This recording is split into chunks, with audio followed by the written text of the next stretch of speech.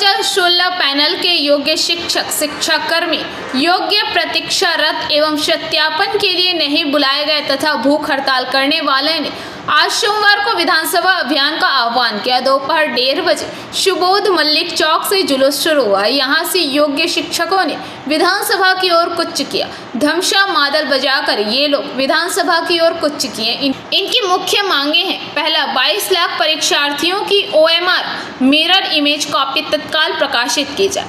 दूसरा, OMR के आधार पर सभी योग्य अभ्यर्थियों की सटीक एवं पूर्ण सूची तत्काल प्रकाशित की जाए।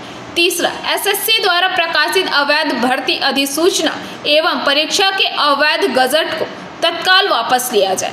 चौथा, इस समस्या के समाधान के लिए विधानसभा का आपातकालीन सत्र बुलाया जाए।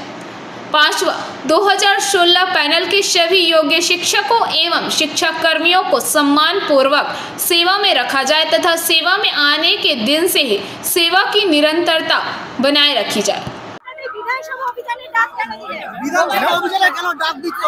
कारण কি রাজ্যের মুখ্যমন্ত্রীকে সত্যের মুখোমুখি দাঁড় করানোর জন্য, কারণ চাকরি চুরি করেছে তার সরকার। 22 লক্ষ OMR এর মিরর ইমেজের কপি প্রকাশ করুক। 22 লক্ষ মিরর ইমেজের কপি থেকে যোগ্য অযোগ্যের তালিকা নিয়ে সুপ্রিম কোর্টে যাক। কেন যাচ্ছে না? কেন জরুরি অধিবেশন ডেকে আজকে কেন মুখ্যমন্ত্রী জরুরি অধিবেশন ডেকে এই জ্বলন্ত সমস্যার সমাধান করছে না?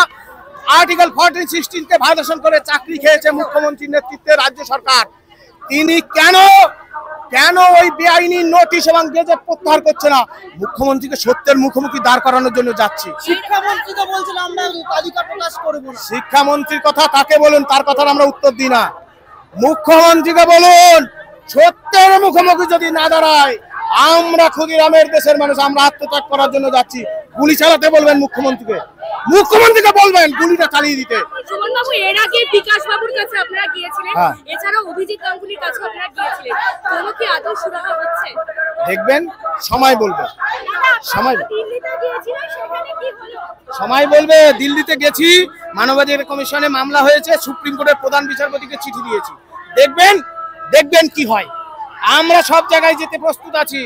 চাকরি বাঁচানোর জন্য আমরা আত্মত্যাগ করার জন্য যখন প্রস্তুত, পৃথিবীর সমস্ত জায়গায় যাওয়ার জন্য প্রস্তুত।